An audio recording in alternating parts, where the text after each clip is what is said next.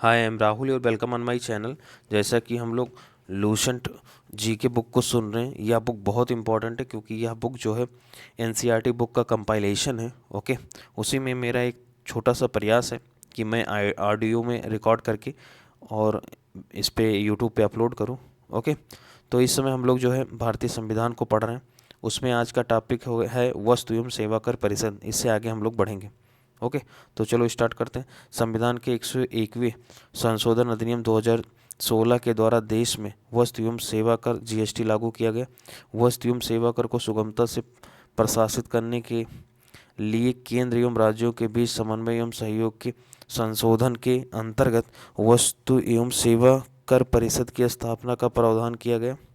इसके लिए संविधान में एक नया अनुच्छेद 279 ये जोड़ा गया। यह अनुच्छेद राष्ट्रपति की जीएसटी परिषद की स्थापना करने की शक्ति प्रदान करता है।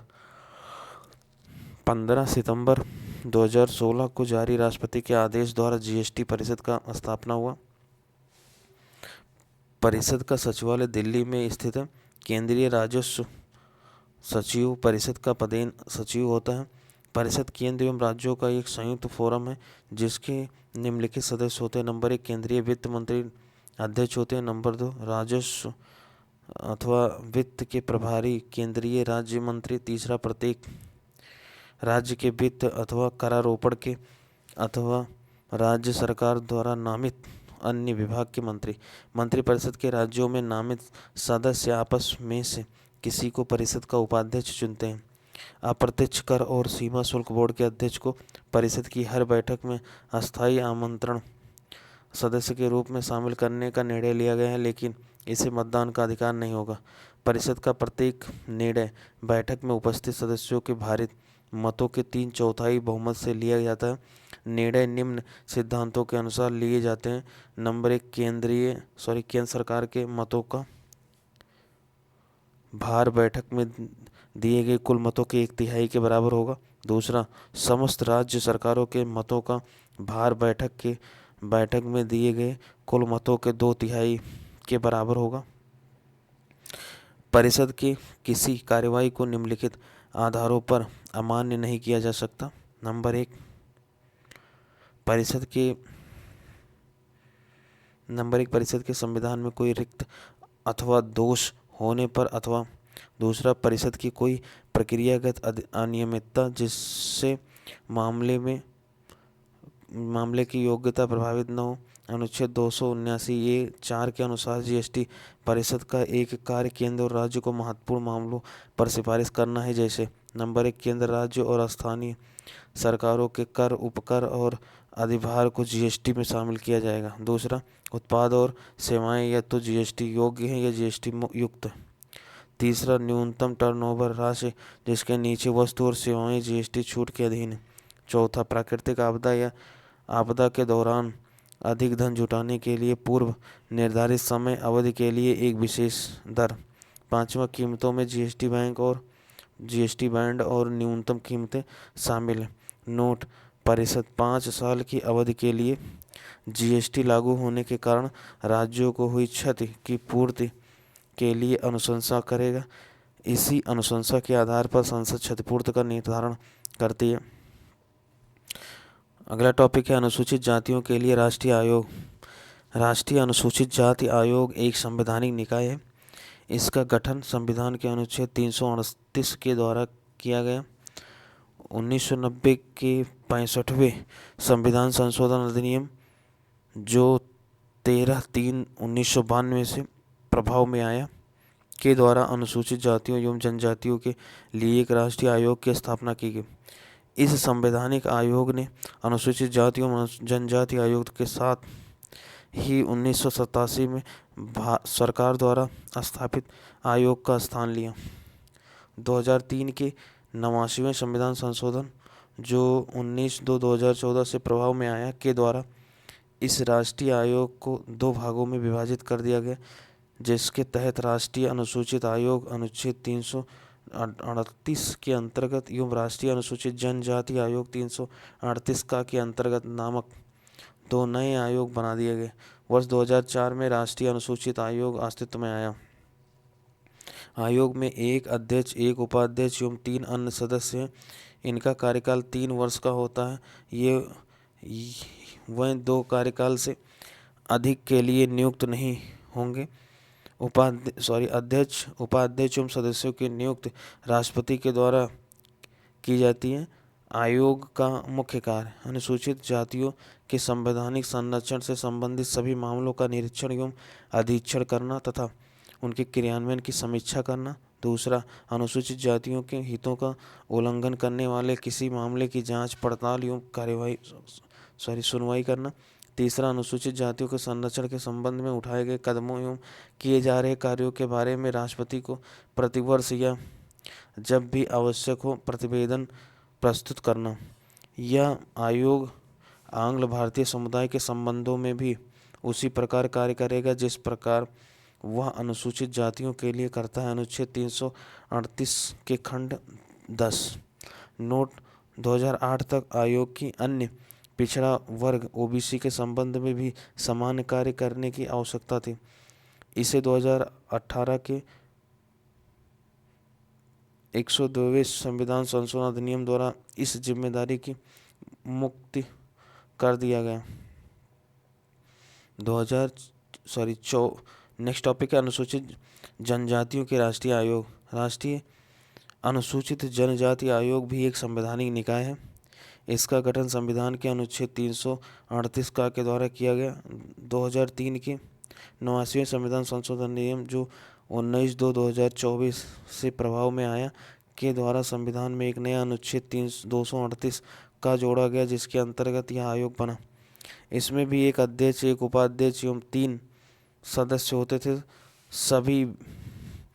सभी की नियुक्ति राष्ट्रपति के द्वारा होती थी जिसका कार्यकाल 3 वर्ष का होता है। 2 कार्यकाल से अधिक के लिए नियुक्त नहीं होते। आयोग अपना वार्षिक प्रतिवेदन राष्ट्रपति को प्रस्तुत करता है। यदि आवश्यक समझा जाता है तो समय से पहले भी आयोग अपना प्रतिवेदन दे सकता है। राष्ट्रीय पिछड़ा वर्ग आयोग। राष्ट्रीय पिछड़ा वर्ग आयोग अधिनियम 1993 द्वारा राष्ट्रीय पिछड़ा वर्ग आयोग की स्थापना 1993 में की गई थी। 101वें संविधान संशोधन अधिनियम 2018 के तहत संविधान में एक नए अनुच्छेद 338 का प्रावधान किया गया जो पिछड़ा वर्ग आयोग को एक संवैधानिक दर्जा प्रदान करता है। यानी पिछड़ा वर्ग आयोग अब तक एक संवैधानिक संस्था है। आयोग का एक अध्यक्ष, एक उपाध्यक्ष तथा 3 सदस्य होते हैं। इन सभी का कार्यकाल 3 वर्ष का होता है। वह 2 कार्यकाल से अधिक के लिए नियुक्ति के पात्र नहीं होते। इनकी नियुक्ति राष्ट्रपति के द्वारा की जाती है। केंद्र सरकार तथा राज्य सरकारों को सामाजिक शैक्षणिक रूप से पिछड़ा वर्गों को प्रभावित करने वाले समस्त नीतिगत मामलों पर आयोग से परामर्श लेना है। हालांकि 2021 के 105वें संविधान संशोधन अधिनियम ने राज्य सरकारों को अपने स्वयं के उद्देश्यों के सामाजिक एवं शैक्षणिक रूप से पिछड़ा वर्गों की सूची की तैयारी और रखरखाव के संबंध में आयोग के साथ परामर्श से छूट दी है। भारत का नियंत्रक एवं महालेखा परीक्षक। अनुच्छेद 148 से 151 नियंत्रक एवं महालेखा परीक्षक की नियुक्ति राष्ट्रपति करता है, किंतु उसे पद से संसद के दोनों सदनों के समावेदन पर ही हटाया जा सकेगा जिसका आधार साबित कदाचार या असमर्थता होगा। यानी इसे हटाने की प्रक्रिया उच्चतम न्यायालय के न्यायाधीशों के समान होगी। इसकी पदावधि पद ग्रहण करने की तिथि से 6 वर्ष होंगे, लेकिन यदि इससे पूर्व 65 वर्ष की आयु प्राप्त कर लेता है तो वह अवकाश ग्रहण कर लेगा। वह सेवानिवृत्ति के पश्चात भारत सरकार के अधीन कोई पद धारण नहीं कर सकता। नियंत्रक महालेखा परीक्षक सार्वजनिक धन का संरक्षक होता है। भारत तथा प्रत्येक राज्य एवं प्रत्येक संघ राज्य क्षेत्र की संचित निधि से किए गए सभी व्यय विधि के अधीन ही हुए हैं। यह इस बात की संपरीक्षा करता है। नियंत्रक एवं महालेखा परीक्षक राष्ट्रपति या राज्यपाल के निवेदन पर किसी अन्य प्राधिकरण की लेखाओं की भी लेखा परीक्षा करता है, जैसे स्थानीय निकायों की लेखा परीक्षा। नियंत्रक एवं महालेखा परीक्षक केंद्र सरकार के लेखाओं से संबंधित प्रतिवेदनों को राष्ट्रपति को देता है, जिससे वह संसद के प्रत्येक सदन के पटल पर रखते हैं। अनुच्छेद 151(1) नियंत्रक एवं महालेखा परीक्षक किसी राज्य के लेखाओं से संबंधित प्रतिवेदनों को उस राज्य के राज्यपाल को देता है, जिसे वह उस राज्य के विधानमंडल के पटल पर रखते हैं। नियंत्रक एवं महालेखा परीक्षक राष्ट्रपति को 3 लेखा परीक्षा प्रतिवेदन प्रस्तुत करता है। विनियोग लेखाओं पर लेखा परीक्षक रिपोर्ट, वित्त लेखाओं पर लोक परीक्षा रिपोर्ट और सरकारी उपक्रमों पर लेखा परीक्षा रिपोर्ट। राष्ट्रपति इन रिपोर्ट को संसद के दोनों सदनों के सभा पटल पर रखता है। इसके उपरांत लोक लेखा समिति इनकी जांच करता है और इनके निष्कर्षों में संसद को अवगत कराती है।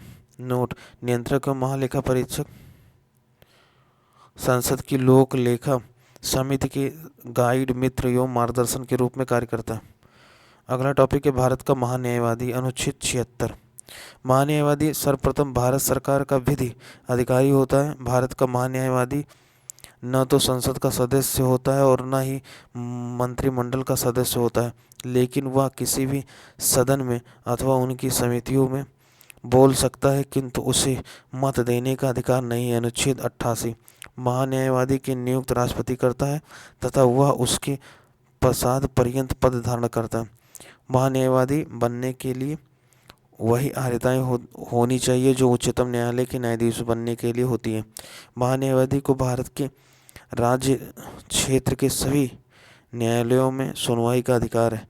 महान्यायवादी को सहायता के लिए एक सॉलिसिटर जनरल तथा 2 अतिरिक्त सॉलिसिटर जनरल भी नियुक्त किए जाते हैं। राज्य का महाधिवक्ता अनुच्छेद 165 में राज्य के महाधिवक्ता की व्यवस्था की गई है। वह राज्य का सर्वोच्च कानूनी अधिकारी होता है। महाधिवक्ता की नियुक्ति राज्यपाल के द्वारा होती है। राज्यपाल वैसे व्यक्ति को महाधिवक्ता नियुक्त करता है जिससे उच्च न्यायालय के न्यायाधीश बनने की योग्यता हो। वह अपने पद पर राज्यपाल के प्रशासन पर्यंत बना रहता है। महाधिवक्ता के कार्य: नंबर 1 राज्य सरकार को विधि संबंधी ऐसे विषयों पर सलाह दे जो राष्ट्रपति द्वारा सौंपे गए हों। नंबर 2 विधिक स्वरूप से ऐसे अन्य कर्तव्यों का पालन करें जो राज्यपाल द्वारा सौंपे गए हों। अपने कार्य संबंधी कर्तव्यों के तहत उसे राज्य के किसी न्यायालय के समक्ष सुनवाई का अधिकार है। इसके अतिरिक्त उसे विधानमंडल के दोनों सदनों या संबंधित समिति अथवा उस सभा में जहाँ के लिए वह अधिकृत है में बिना मताधिकार बोलने व भाग लेने का अधिकार है। महाधिवक्ता को वह सभी विशेषाधिकार एवं भत्ते मिलते हैं जो विधान मंडल के किसी सदस्य को मिलते हैं। नीति आयोग प्रधानमंत्री नरेंद्र मोदी ने 15 अगस्त 2014 को लाल किले की प्राचीर से राष्ट्र के नाम अपने संबोधन में योजना आयोग के स्थान पर एक नई संस्था लाने की घोषणा की। 1 जनवरी 2015 को मंत्रिमंडल ने एक प्रस्ताव के तहत एक नई संस्था जिसे राष्ट्रीय भारत परिवर्तन संस्थान यानी कि national institutions for the transforming India नीति कहा गया अस्तित्व में आई। आमतौर पर इसे नीति आयोग के नाम से जाना जाता है। योजना आयोग 15 अगस्त 2014 ईस्वी को इसे समाप्त करने की घोषणा की गई। भारत में योजना आयोग के संबंध में कोई संवैधानिक प्रावधान नहीं था। 15 मार्च 1950 को केंद्रीय मंत्रिमंडल द्वारा पारित प्रस्ताव के द्वारा योजना आयोग की स्थापना की गई। योजना आयोग का अध्यक्ष प्रधानमंत्री होता था। प्रथम योजना आयोग के उपाध्यक्ष गुलजारी लाल नंदा थे। प्रधानमंत्री की अध्यक्षता वाला यह आयोग मतलब नीति आयोग के थिंक टैंक के रूप में कार्य करेगा। वह केंद्र सरकार के साथ साथ राज्य सरकारों के लिए भी नीति निर्माण करने वाले संस्थानों की भूमिका निभाएगा। केंद्र एवं राज्य सरकारों को राष्ट्रीय एवं अंतर्राष्ट्रीय महत्व के महत्वपूर्ण मुद्दों पर यह रणनीतिक व तकनीकी सलाह देगा। नीति आयोग का संगठनात्मक स्वरूप: अध्यक्ष नरेंद्र मोदी भारत के प्रधानमंत्री। मुख्य कार्यकारी अधिकारी परमेश्वर अय्यर लेकिन इस समय है VVR सुब्रमण्यम। गवर्निंग काउंसिल सभी राज्यों के प्रधानमंत्री और संघ राज्य क्षेत्रों के उपराज्यपाल। उपाध्यक्ष इस समय है डॉक्टर सुमन केबेरी, प्रधानमंत्री द्वारा नियुक्त होते हैं। पूर्णकालिक सदस्य डॉक्टर वी के शाश्वत, professor Ramesh Chandra, doctor V के पॉल। पदेन सदस्य राजनाथ सिंह, अमित शाह, निर्मला सीतारमन, नरेंद्र सिंह तोमर, लेकिन इस समय जो है एग्रीकल्चर मिनिस्टर शिवराज सिंह चौहान है। मुख्य कार्यकारी अधिकारी अमिताभ कांत, ये भी चेंज हो चुके हैं। ओके, ये हैं बेसिकली VVR सुब्रमण्यम।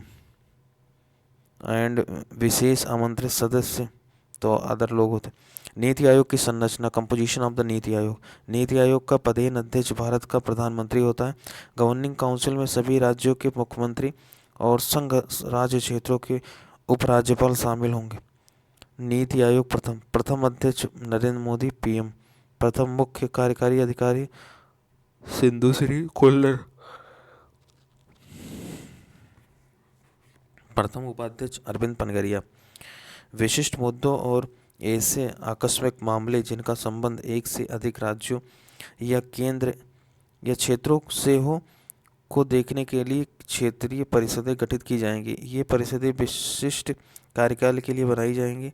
भारत के प्रधानमंत्री के निर्देश पर क्षेत्रीय परिषदों की बैठक होंगी और इनमें संबंधित क्षेत्र के राज्यों के मुख्यमंत्री व संघ राज्य क्षेत्रों के उपराज्यपाल शामिल होंगे। इनकी अध्यक्षता नीति आयोग के अध्यक्ष या उनके नाम निर्देशित या नॉमिनी करेंगे। नीति आयोग का संगठनात्मक स्वरूप। अध्यक्ष नरेंद्र मोदी, भारत के प्रधानमंत्री। ओके, ये तो हो गया। आगे देखते हैं संबंधित राज्य, संबंधित कार्यक्षेत्र की जानकारी रखने वाले विशेषज्ञों कार्यरत लोग विशेष आमंत्रित के रूप में प्रधानमंत्री द्वारा नामित किए जाएंगे। सचिवालय का गठन आवश्यकता के अनुसार किया जाएगा। नोट नंबर 1, पदेन सदस्य केंद्रीय मंत्रिपरिषद से अधिकतम 4 सदस्य प्रधानमंत्री द्वारा नामित होंगे। दूसरा, अंशकालिक सदस्य अग्रणी विश्वविद्यालय, शोध संस्थाओं और संबंधित संस्थाओं से अधिकतम 2 पदेन सदस्य अंशकालिक सदस्य के रूप में होंगे। योजना आयोग एवं नीति आयोग में अंतर। योजना आयोग 1950 से 2014, नीति आयोग 2015 से प्रारंभ। तो योजना आयोग के बारे में देखते हैं पहले। भारत में आर्थिक नियोजन के उद्देश्य से पंचवर्षीय योजना का निर्माण एवं क्रियान्वयन सुनिश्चित करना। योजनाओं के निर्माण में केंद्र सरकार की प्रमुख भूमिका। राज्यों एवं केंद्र शासित प्रदेशों को राज्य योजनाओं के लिए पूंजी का आवंटन। योजना आयोग की प्रकृति प्रायः केंद्रीयकृत थी। योजना आयोग सहित केंद्र सरकार नीति निर्माण एवं क्रियान्वयन की प्रमुख भूमिका निभाती थी। योजना आयोग में योजनाओं व नीतियों के निर्माण में किसी प्रकार के विश्वविद्यालयों व शोध संस्थाओं के प्रतिनिधियों को शामिल नहीं किया जाता। नीति आयोग 2015 से प्रारंभ। भारत में आर्थिक नियोजन के उद्देश्य से नीति आयोग द्वारा 15 वर्षीय विजन, 7 वर्षों के लिए रणनीति और 3 वर्षों के लिए एक्शन एजेंडा का निर्माण करना। योजनाओं के निर्माण में केंद्र सरकार और राज्य सरकारों की सहभागिता। राज्यों और केंद्र शासित प्रदेशों के साथ सहकारी संघवाद को बढ़ावा देना। नीति आयोग की प्रकृति प्रायः विकेंद्रीकृत है। नीति आयोग में केंद्र सरकार एवं सभी राज्यों की सरकारें नीति निर्माण एवं क्रियान्वयन में हिस्सा लेती हैं।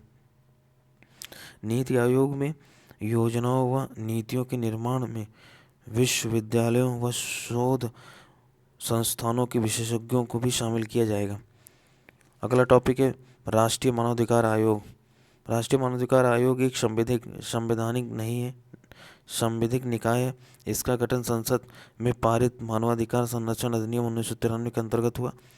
यह एक बहुसदस्यीय संस्था है जिसमें एक अध्यक्ष, 5 सदस्य होते हैं। आयोग का अध्यक्ष भारत का कोई सेवानिवृत्त मुख्य न्यायाधीश या एक उच्चतम न्यायालय के न्यायाधीश होना चाहिए। 5 सदस्यों में से एक सदस्य उच्चतम न्यायालय में कार्यरत अथवा सेवानिवृत्त न्यायाधीश, एक सदस्य उच्च न्यायालय में कार्यरत या सेवानिवृत्त मुख्य न्यायाधीश होना चाहिए। 3 अन्य सदस्यों को मानवाधिकार से संबंधित जानकारी अथवा कार्यानुभव होना चाहिए।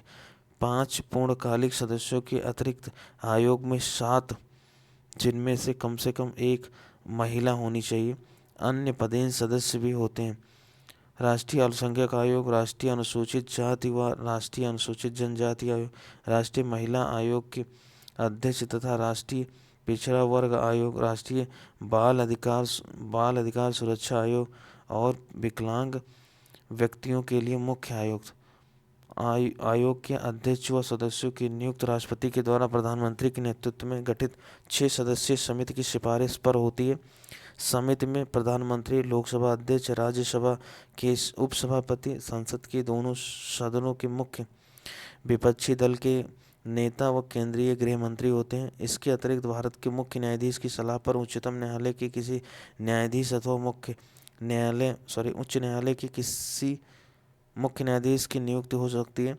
आयोग के अध्यक्ष व सदस्यों का कार्यकाल 3 वर्ष अथवा जब उनकी उम्र 70 वर्ष हो, जो भी पहले हो, का होता है, ये पुनः नियुक्ति के पात्र होते हैं। अपने कार्यकाल के पश्चात आयोग के अध्यक्ष व सदस्य केंद्र सरकार अथवा राज्य सरकारों में से किसी भी पद के योग्य नहीं होते। आयोग के अध्यक्ष व सदस्यों के वेतन, भत्तों व अन्य सेवा शर्तों का निर्धारण केंद्रीय सरकार द्वारा किया जाता है, परंतु नियुक्ति के उपरांत उनमें अलाभकारी परिवर्तन नहीं किया जा सकता। राष्ट्रपति अध्यक्ष व सदस्यों को उनके पद से किसी भी समय निम्न परिस्थितियों में हटा सकता है। नंबर 1, यदि वह दिवालिया हो जाए। नंबर 2, यदि वह अपने कार्यकाल के दौरान अपने कार्य क्षेत्र से बाहर से किसी प्रदत्त रोजगार में संलिप्त हो। अथवा तीसरा, यदि वह मानसिक व शारीरिक कारणों से कार्य करने में असमर्थ हो। चौथा, यदि वह न्यायालय द्वारा किसी अपराध का दोषी हो, सजायाफ्ता हो। पांचवा, यदि उसे सक्षम न्यायालय मानसिक रूप से अस्वस्थ घोषित कर दे। आयोग के कुछ महत्वपूर्ण कार्य।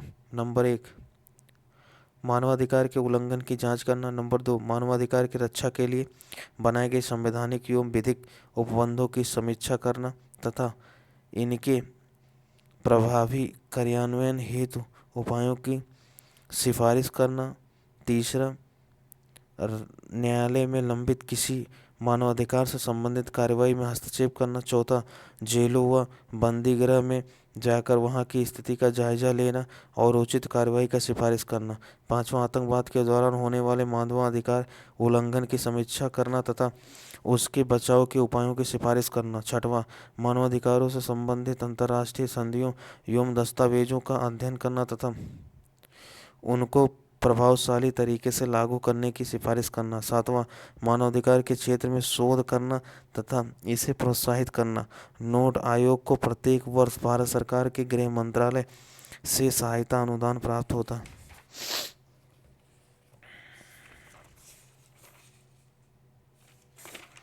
अगला टॉपिक है राज्य मानवाधिकार आयोग।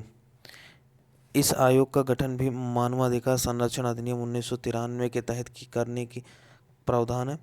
राज्य मानवाधिकार आयोग केवल उन्हीं मामलों में मानव अधिकारों के उल्लंघन की जांच करता है जो संविधान की राज्य सूची एवं समवर्ती सूची के अंतर्गत आते हैं। लेकिन यदि इस प्रकार के किसी मामले की जांच पहले से राष्ट्रीय मानवाधिकार आयोग या किसी अन्य विधिक निकाय द्वारा की जा रही है तो राज्य मानवाधिकार आयोग ऐसे मामलों की जांच नहीं कर सकता है। नोट, केंद्र सरकार राज्य मानवाधिकार आयोग को केंद्र शासित प्रदेश जम्मू कश्मीर और लद्दाख को छोड़कर केंद्र शासित प्रदेशों में मानवाधिकार से संबंधित कार्य सौंप सकती है। दिल्ली केंद्र शासित प्रदेशों के मामले में मानवाधिकार से संबंधित कार्य राष्ट्रीय मानवाधिकार आयोग द्वारा निपटाए जाते हैं। राज्य मानवाधिकार आयोग में एक अध्यक्ष तथा 2 अन्य सदस्य होते हैं। इस आयोग का अध्यक्ष उच्च न्यायालय का सेवानिवृत्त मुख्य न्यायाधीश या एक न्यायाधीश तथा सदस्य उच्च न्यायालय का सेवानिवृत्त या कार्यरत न्यायाधीश होता है। राज्य का जिला न्यायाधीश जिसे 7 वर्ष का अनुभव हो या कोई ऐसा व्यक्ति जिसे मानव अधिकारों के बारे में विशेष अनुभव हो, वह इस आयोग के सदस्य बन सकते हैं। इस आयोग के अध्यक्ष एवं अन्य सदस्यों की नियुक्ति राज्यपाल एक समिति की अनुशंसा पर करता है। इस समिति में राज्य के मुख्यमंत्री, विधानसभा अध्यक्ष, राज्य के गृह मंत्री, राज्य विधान सभा में विपक्ष के नेता के अलावे राज्य के उच्च न्यायालयों के मुख्य न्यायाधीश के परामर्श पर राज्य के उच्च न्यायालय के में कार्यरत एक न्यायाधीश या जिला न्यायालय के एक न्यायाधीश होते हैं। जब राज्य में विधान परिषद होती है तो विधान परिषद का अध्यक्ष एवं विधान परिषद में विपक्ष के नेता भी इस समिति के सदस्य होते हैं।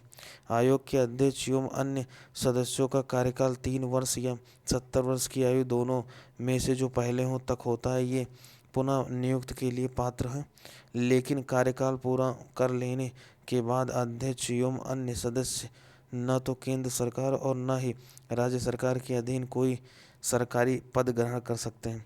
राज्य मानवाधिकार आयोग के अध्यक्ष व अन्य सदस्यों को नियुक्त राज्यपाल करते हैं, लेकिन उनके पद से केवल राष्ट्रपति हटा सकते हैं, न कि राज्यपाल। राष्ट्रपति इन्हें उसी आधार एवं उसी तरह पद से हटा सकते हैं जिस प्रकार वे राष्ट्रीय मानवाधिकार आयोग के उपाध्यक्ष एवं अन्य सदस्यों को हटाते हैं। राज्य मानवाधिकार आयोग के अध्यक्ष एवं अन्य सदस्यों के वेतन भत्तों एवं अन्य सेवा शर्तों का निर्धारण राज्य सरकार करती है, लेकिन उनके कार्यकाल के दौरान इसमें किसी भी प्रकार का अलाभकारी परिवर्तन नहीं किया जा सकता। मानवाधिकार आयोग का कार्य विशुद्ध रूप में सलाहकारी प्रकृति का है। इसे मानव अधिकारों का उल्लंघन करने वाले व्यक्ति को सजा देने का कोई अधिकार नहीं है तथा यह पीड़ित व्यक्ति को अपनी ओर से कोई सहायता या मुआवजा नहीं दे सकता। ध्यान देने योग्य तथ्य यह है कि आयोग की सलाह को मानने के लिए राज्य सरकार या कोई अन्य प्राधिकारी बाध्य नहीं है, लेकिन इतना आशय है कि आयोग द्वारा दी गई किसी सलाह के बारे में क्या कदम उठाया गया है इसके बारे में आयोग को 1 माह के भीतर सूचना देना अनिवार्य है। आयोग के किसी मामले में जांच के उपरांत निम्न कदम उठा सकता है। नंबर 1, यह पीड़ित व्यक्ति की क्षतिपूर्ति के भुगतान के लिए संबंधित सरकार या प्राधिकरण को सिफारिश कर सकता है। नंबर 2, यह दोषी लोक सेवक के विरुद्ध बंदीकरण हेतु कार्यवाही प्रारंभ करने के लिए संबंधित सरकार या प्राधिकरण को सिफारिश कर सकता है। तीसरा, यह संबंधित सरकार या प्राधिकरण को पीड़ित को तत्काल अंतरिम सहायता प्रदान करने की सिफारिश कर सकता है। चौथा, आयोग इस संबंध में आवश्यक निर्देश, आदेश अथवा रेट के लिए उच्चतम अथवा उच्च न्यायालय में जा सकता है। मानवाधिकार न्यायालय।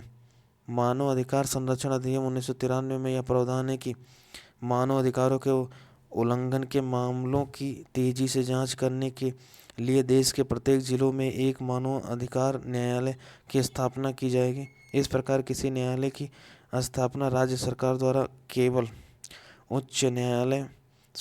राज्य उच्च न्यायालय के मुख्य न्यायाधीश की सलाह पर ही की जाती है। प्रत्येक मानव अधिकार न्यायालय में राज्य सरकार एक विशेष लोक अभियोजक नियुक्त करती है जिसे 7 वर्ष वकालत का अनुभव होता है। राष्ट्रीय महिला आयोग। राष्ट्रीय महिला आयोग एक स्वायत्त वैधानिक न कि एक संवैधानिक निकाय है। इसकी स्थापना 1992 में राष्ट्रीय आयोग 1990 के अधीन किया गया। भारत सरकार का महिला एवं बाल विकास मंत्रालय आयोग का नोडल मंत्रालय है। आयोग एक बहुसदस्यीय निकाय है जिसमें एक अध्यक्ष, 5 सदस्य और एक सदस्य सचिव होते हैं। अध्यक्ष एवं सदस्यों का कार्यकाल 3 वर्ष का होता है। फिर भी वह अपना पद किसी भी समय केंद्र सरकार को अपना त्यागपत्र भेज कर छोड़ सकते हैं। इसके अलावा केंद्र सरकार विशेष परिस्थितियों में अध्यक्ष एवं किसी सदस्य को कार्यकाल पूरा होने से पहले ही हटा सकती है। आयोग अपनी प्रक्रिया खुद विनिर्मित करता है और अपनी समिति की प्रक्रिया को भी निर्धारित करता है।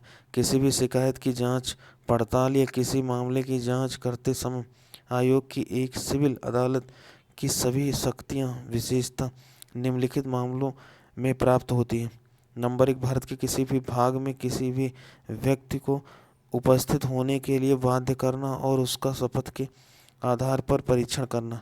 दूसरा, किसी भी दस्तावेज की खोज और उत्पादन की मांग करना। तीसरा, शपथ पत्रों पर साक्ष्य प्राप्त करना। चौथा, किसी भी अदालत या कार्यालय से किसी सार्वजनिक अभिलेख की मांग करना। पांचवा, गवाहों और दस्तावेज के परीक्षण हेतु सम्मन जारी करना। छठवां, केंद्र सरकार द्वारा सौंपे गए किसी अन्य मुद्दे को निपटाना। केंद्र सरकार महिलाओं को प्रभावित करने वाले सभी प्रमुख नीतिगत मामलों पर आयोग के साथ परामर्श करती है। आयोग मौखिक या लिखित रूप से प्राप्त शिकायतों पर कार्यवाही करता है या महिलाओं से जुड़े मामलों में खुद की पहल पर भी कार्रवाई करता है। राष्ट्रीय बाल अधिकार संरक्षण आयोग। राष्ट्रीय बाल अधिकार संरक्षण आयोग एक संवैधानिक न कि संवैधानिक निकाय है। इसे 2007 में एक संसद द्वारा बनाए गए बाल अधिकार संरक्षण आयोग अधिनियम 2005 नामक एक कानून के तहत स्थापित किया गया था।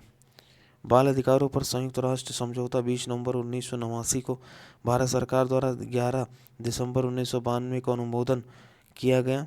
इस समझौते के अंतर्गत एक बच्चे को 18 वर्ष से कम आयु के एक व्यक्ति के रूप में परिभाषित किया गया है। आयोग का उद्देश्य इस प्रकार है: नंबर 1, बच्चे के अधिकारों के हनन से संबंधित मामलों का संज्ञान लेना और उनका निवारण करना। नंबर 2, यह सुनिश्चित करना कि सभी कानून, नीतियां, कार्यक्रम और प्रशासनिक तंत्र भारत के संविधान के साथ साथ बाल अधिकारों पर संयुक्त राष्ट्र सम्मेलन में निहित बाल अधिकारों के परिप्रेक्ष्य के अनुरूप है। राष्ट्रीय बाल अधिकार संरक्षण आयोग एक बहुसदस्यीय निकाय है जिसमें एक अध्यक्ष, 6 सदस्यों में से 2 सदस्यों का महिला होना अनिवार्य है।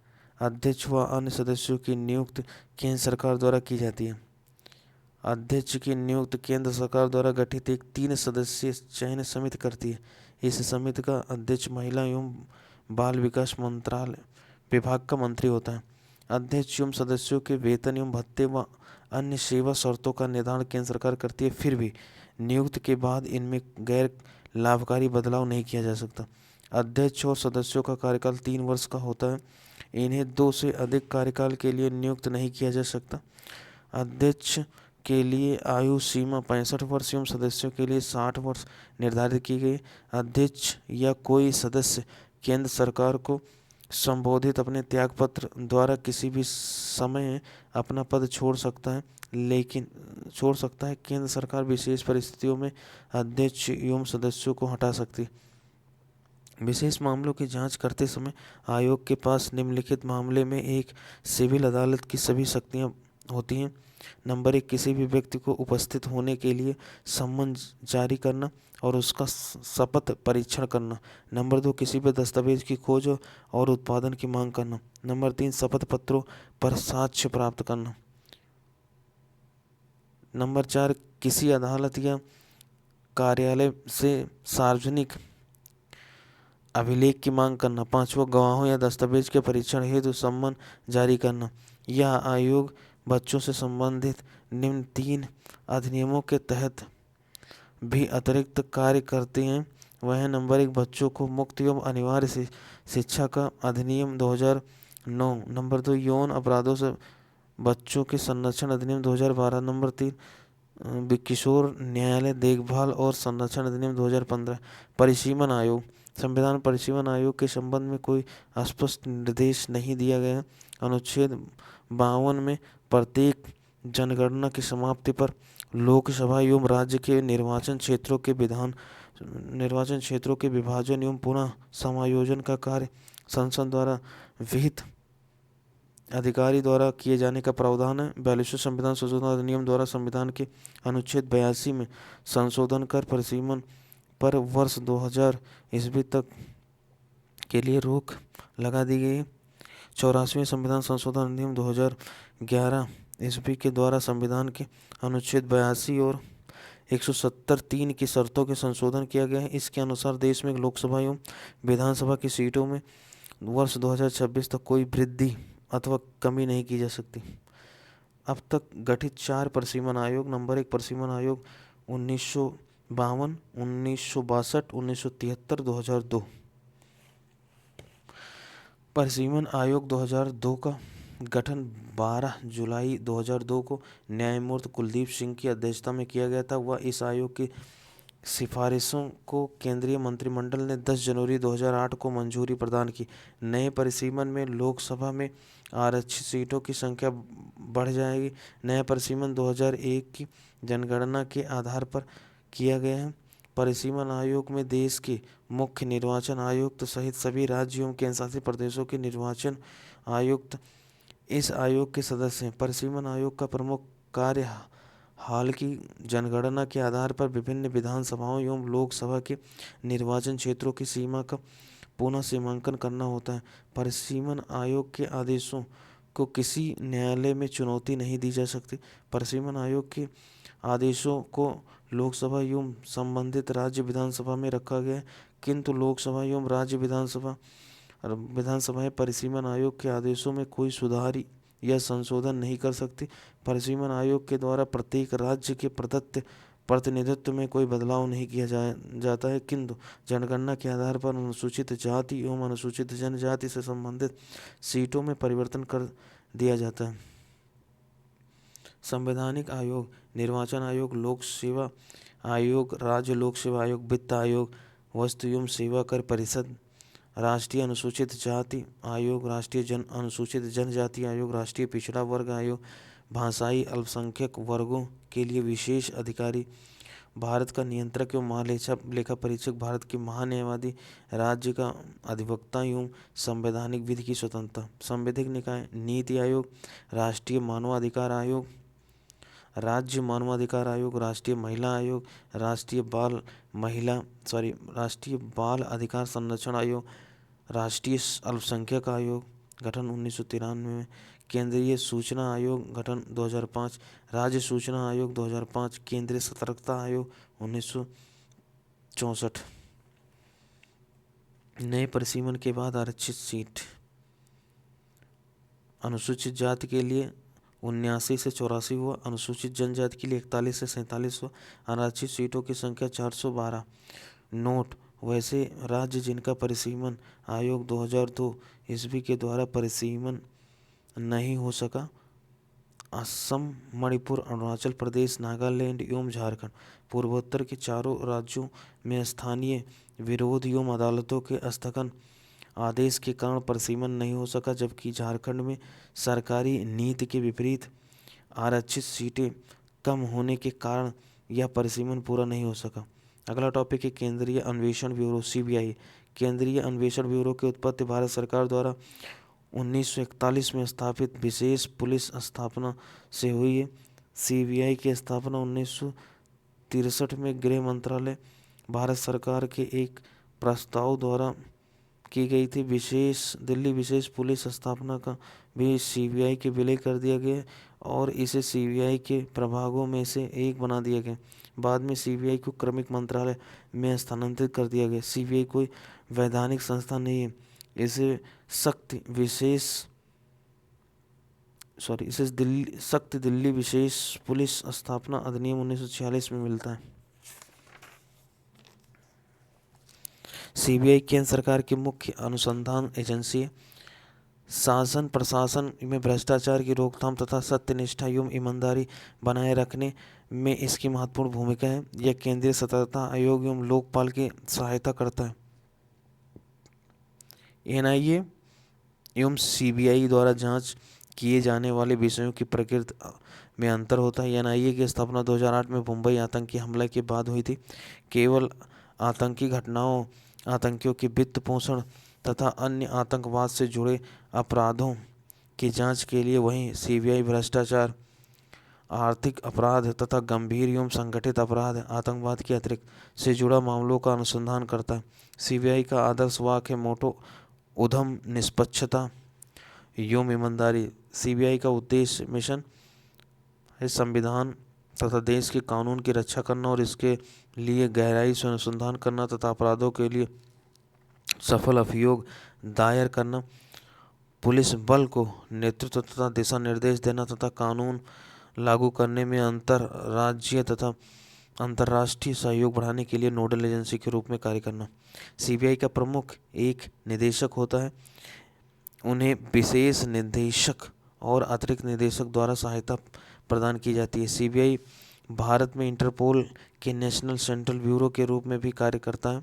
सीबीआई भारत सरकार की एक बहु अनुशासनिक अनुसंधान एजेंसी भी है, जो भ्रष्टाचार, आर्थिक अपराध तथा पारंपरिक अपराधों के अनुसंधान एजेंसी है, जो भ्रष्टाचार, आर्थिक अपराध तथा पारंपरिक अपराधों के अनुसंधान के मामले में हाथ में लेती है। सामान्यतः यह केंद्र सरकार, केंद्र शासित प्रदेशों तथा उनके लोक उद्यमों के कर्मचारियों के भ्रष्टाचार के अनुसंधान तक अपने को सीमित रखती है। यह हत्या, अपहरण, बलात्कार आदि जैसे गंभीर अपराधों के मामले भी राज्य सरकार द्वारा संदर्भित किए जाने पर हाथ में लेती हैं। ऐसे मामले उच्चतम न्यायालय, उच्च न्यायालय द्वारा निर्देश प्राप्त करने पर भी हाथ में ले लेती है।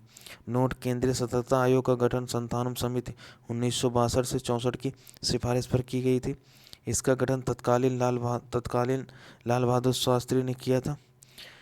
गठन के पश्चात यह न तो एक संवैधानिक संस्था थी, न ही संवैधानिक। बाद में इसे केंद्रीय सतर्कता आयोग अधिनियम 2003 द्वारा वैधानिक दर्जा प्राप्त हुआ। अगला टॉपिक है भारत की संचित निधि। अनुच्छेद 266 भारत सरकार को प्राप्त सभी राजस्व जैसे आयकर, निगम आयकर, सीमा शुल्क, उत्पाद शुल्क, ट्रेजरी बिल जारी करके लिया गया ऋण, आंतरिक एवं बाह्य ऋण, दिए गए ऋण की अदायगी से प्राप्त राशि आदि की एक निधि है, जिसे भारत की संचित निधि कहा जाता है। संचित निधि में से कोई धनराशि संसद द्वारा विनियोग विधेयक पारित कर दिए जाने के पश्चात ही निकाली या व्यय की जा सकती है, अन्यथा नहीं। अनुच्छेद 114(3). अतः विनियोग विधेयक को हर हालत में एक नए वित्तीय वर्ष के आरंभ 1 अप्रैल से पहले पारित करा लेती हैं, किंतु कभी कभी ऐसी परिस्थितियां आ जाती हैं जब बजट प्रक्रिया का 1 अप्रैल से पहले संपन्न नहीं हो पाती। इसके लिए जब तक बजट प्रक्रिया पूरी नहीं हो पाती, उस दौरान व्यय के लिए लेखानुदान पारित कर धन की व्यवस्था की जाती है। यानी लेखानुदान सरकार के व्यय पक्ष से संबंधित होता है, जो बजट प्रक्रिया पूरी न होने के चलते व्यय की व्यवस्था करने के लिए पारित किया जाता है। लेखानुदान का प्रावधान अस्थायी एवं अस्थायी दोनों प्रकार की सरकारों के द्वारा की जा सकती है। नोट: चुनावी वर्ष में लोकसभा के विघटन से पहले और नई सरकार के गठन होने तक वित्तीय वर्ष के एक विभाग के लिए व्यय की व्यवस्था के लिए अंतरिम बजट का प्रावधान किया जाता है। लेखानुदान और अंतरिम बजट के बीच अंतर है कि लेखानुदान पारित करने का कारण व्यय के लिए धन की व्यवस्था करना, जबकि अंतरिम बजट में व्यय एवं प्राप्तियों दोनों का विवरण होता है। अंतरिम बजट सामान्य बजट से इस रूप में अलग होता है कि उससे चुनावी वर्ष में नई सरकार के गठन तक की अवधि के लिए किया जाता है। आगे नई सरकार अपने हिसाब से बजट प्रस्तुत करती है। भारत की संचित निधि पर भारित व्यय निम्न है। नंबर 1, राष्ट्रपति का वेतन व भत्तों और अन्य व्यय। दूसरा, राज्यसभा सभापति और उपसभापति तथा लोकसभा अध्यक्ष और उपाध्यक्ष के वेतन एवं भत्ते। तीसरा, सर्वोच्च न्यायालय के न्यायाधीशों का वेतन, भत्ता तथा पेंशन और उच्च न्यायालय के न्यायाधीशों का पेंशन। चौथा, भारत के नियंत्रक एवं महालेखा परीक्षक का वेतन, भत्ता तथा पेंशन। पांचवा, ऐसा ऋणभार जिनका दायित्व भारत सरकार पर है। छठवां, भारत सरकार का किसी न्यायालय द्वारा दी गई डिग्री या पंचाट। सातवां, कोई अन्य व्यय जो संविधान द्वारा या संसद निधि द्वारा इस प्रकार भारित घोषित करे। भारत के लोक वित्त पर संसदीय नियंत्रण की विधियां। नंबर 1, संसद के सम्मुख वार्षिक वित्तीय विवरण का प्रस्तुत किया जाना। लोक वित्त पर नियंत्रण रखने के लिए अनुच्छेद 112 में प्रावधान किया गया है। राष्ट्रपति प्रत्येक वित्तीय वर्ष के संदर्भ में संसद के दोनों सदनों के समक्ष वार्षिक वित्तीय विवरण प्रस्तुत कराएगा। नंबर 2, विनियोग विधेयक के पारित होने के बाद ही भारत की संचित निधि से मुद्रा निकाल पाना। भारत की संचित निधि से राशि तभी निकाली जा सकती है जब उसके लिए विनियोग विधेयक को पारित करा लिया जाए। तीसरा, अनुपूरक अनुदानों तथा लेखानुदानों का प्रावधान। अनुपूरक अनुदानों एवं लेखानुदानों के माध्यम से भी लोक वित्त पर प्रभावी नियंत्रण रखा जाता है। अनुपूरक अनुदान की मांग को उस समय सरकार के द्वारा लोकसभा में लाया जाता है। जब कभी वित्तीय वर्ष की समाप्ति से पहले सरकार को यह अनुभव होता है कि पहले स्वीकृत किया जाए अनुदान उस प्रयोजन के लिए अपर्याप्त है, इसलिए जब तक अप्रैल से पूर्व सरकार विनियोग विधेयक पारित नहीं करा पाती है तो सरकार लेखा अनुदान के माध्यम से तब तक खर्च का प्रबंध करती है जब तक कि पुनः विनियोग विधेयक न पारित करा लिया जाए। ऐसा सामान्यतः चुनावी वर्ष या लोकसभा के विघटन होने की स्थिति में होता है। चौथा, संसद में वित्त आयोग का प्रस्तुत किया जाना। संसद में वित्त विधेयक के द्वारा भी लोक वित्त पर नियंत्रण रखा जाता है। वित्त विधेयक को बजट सत्र में विनियोग विधेयकों के साथ साथ पारित किया जाता है। अगला टॉपिक है भारत की आकस्मिकता नीति। अनुच्छेद 267 संविधान का संसद और राज्य विधानमंडल को यथास्थिति भारत या राज्य की आकस्मिकता निधि सर्जित कराने की शक्ति देता है। यह निधि भारत की आकस्मिकता अधिनियम 1950 ईस्वी द्वारा गठित की गई है। यह अधिनियम कार्यपालिका के व्यवनाधीन है। जब तक विधानमंडल अनुपूरक अतिरिक्त व अधिक अनुदान द्वारा ऐसे व्यय को प्राधिकृत नहीं करता, तब तक समय समय पर अनपेक्षित व्यय करने के प्रयोजन के लिए कार्यपालिका इस निधियों से अग्रिम धन दे सकती है। इस निधि में कितनी रकम हो यह सुनिश्चित विधानमंडल विनियमित करेगा समुचित विधानमंडल विनियमित करेगा। अगला टॉपिक संविधान में संशोधन। संविधान के अनुच्छेद 368 में संशोधन की प्रक्रिया का उल्लेख किया गया है। इसमें संशोधन की 3 विधियों को अपनाया गया है। नंबर 1, साधारण विधि द्वारा संसद के साधारण बहुमत द्वारा पारित विधेयक राष्ट्रपति की स्वीकृति मिलने पर कानून बन सकता है। इसके अंतर्गत राष्ट्रपति की पूर्व अनुमति मिलने पर निम्न संशोधन किए जा सकते हैं। नंबर 1, नए राज्यों का निर्माण। नंबर 2, राज्य क्षेत्र सीमा और नाम में परिवर्तन। नंबर 3, संविधान की नागरिकता संबंधी अनुसूचित क्षेत्रों और जनजातियों की प्रशासन संबंधी तथा केंद्र द्वारा प्रशासित क्षेत्रों की प्रशासन संबंधी व्यवस्थाएं। नंबर 2, विशेष बहुमत द्वारा संशोधन। यदि संसद के प्रत्येक सदन द्वारा कुल सदस्यों का बहुमत तथा उपस्थित और मतदान में भाग लेने वाले सदस्यों के 2/3 मतों से विधेयक पारित हो जाए तो राष्ट्रपति की स्वीकृति मिलते ही वह संशोधन संविधान का अंग बन जाता है। न्यायपालिका तथा राज्यों के अधिकारों तथा शक्तियों जैसी कुछ विशिष्ट बातों को छोड़कर संविधान की अन्य सभी व्यवस्थाओं में इसी प्रक्रिया के द्वारा संशोधन किया जाता है। तीसरा, संसद के विशेष बहुमत एवं राज्य विधानमंडलों की स्वीकृति से संशोधन। संविधान के कुछ अनुच्छेदों में संशोधन के लिए विधेयक को संसद के दोनों सदनों के विशेष बहुमत तथा राज्यों के कुल विधानमंडलों में से आधे द्वारा स्वीकृत आवश्यक है। इसके द्वारा किए जाने वाले संशोधन के प्रमुख विषय हैं। नंबर 1, राष्ट्रपति का निर्वाचन। अनुच्छेद 54 राष्ट्रपति निर्वाचन की कार्य पद्धति। अनुच्छेद 55 संघ की कार्यपालिका शक्ति का विस्तार।